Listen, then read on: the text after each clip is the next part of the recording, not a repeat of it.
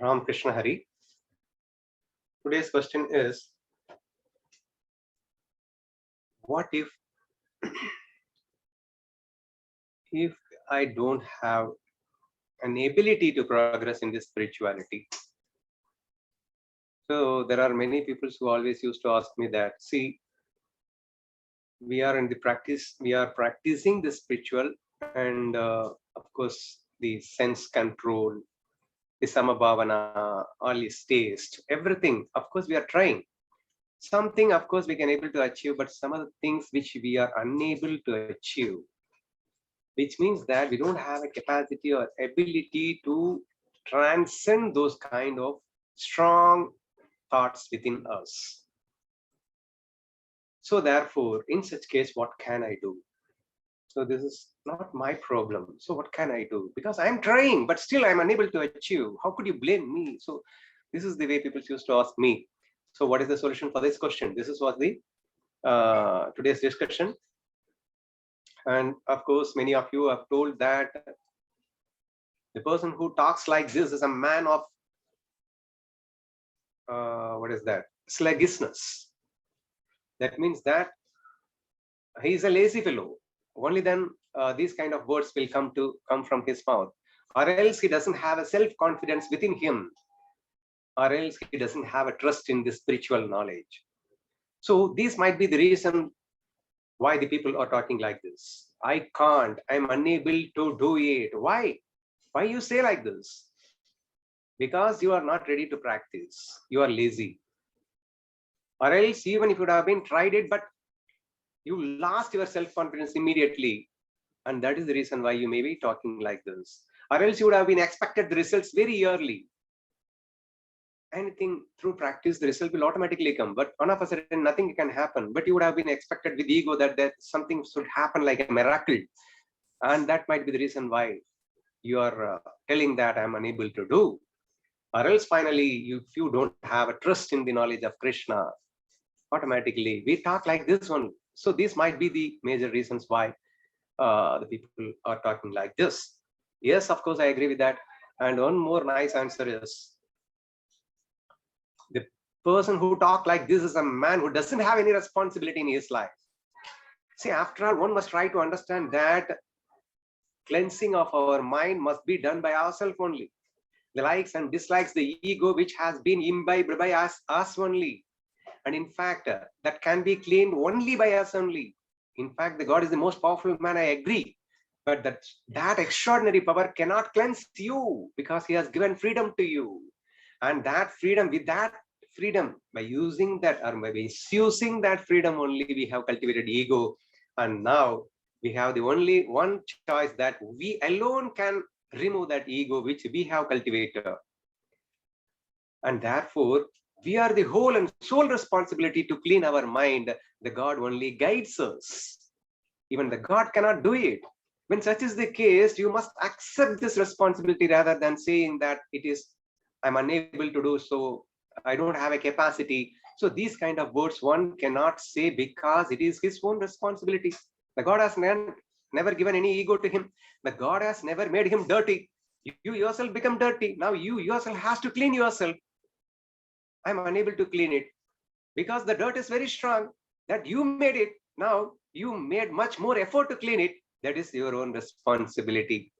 So if a person able to understand his responsibility, will never say that I'm unable to do this spiritual practice, or certain important addictions I'm unable to relieve from. These kind of talks will not be there. And this was the things which has been told by you. And of course, I also strongly insisted the same thing. The physical inability, mental inability. We have to try to analyze between these two. Today, in most of the TVs and talent shows, in WhatsApp and all, you would have been seen that extraordinary, impossible things the people are doing. People are making their body as a rubber and they are bending like anything. And the people who doesn't have two legs is able to lead a very normal life like all the man. The person who doesn't have two hands is able to paint with the help of his legs. He can able to eat with the help of his legs. The person who is a blind can do amazing things which even the people who have an eyes can't do. So certain things we are experiencing really in our life, how it is possible. See, this physical body is really limited. That limited body needs a lots and lots of effort to achieve such a great things. I can say that can be impossible. That impossible becomes possible just by efforts. When such is the case, your mental change is your own responsibility. It is very much possible. How could you say that it is impossible? Because your mind is an unlimited. You have an unlimited capacity. And it is just an understanding is required to change your mind. The cultivation of love is required to change your mind. It is not required to have a lot of physical efforts. All you need to have a little bit of understanding.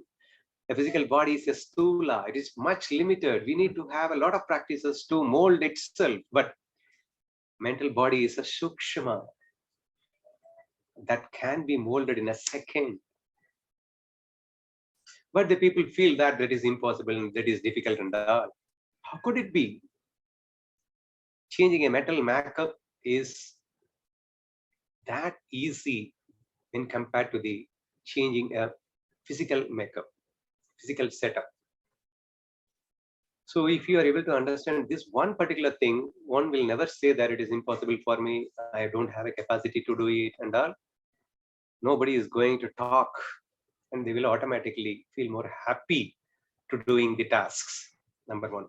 And of course, the another important point is those who doesn't practice will say that I'm unable to do. So the word I can't comes only from the person who doesn't try anything. Because if you try, automatically you will start progressing. That progressing will give you a self-confidence. That self-confidence will never make you to tell that I can't, I'm unable to. That is why Krishna in Gita told that Abhyasa Vairagya makes it easy. He has underlined that word easy. Of course, beginning you told that, of course, I agree, controlling the mind is difficult, but through Abhyasa and Vairagya, it is easy. He mentioned it very clearly. So when such is the case, without trying, these people are telling that I can't. The people who try will never use the word I can't. Because the progress will start. The moment when you start practice, the same moment the progress will start. That progress will give you a lot of self-confidence in you.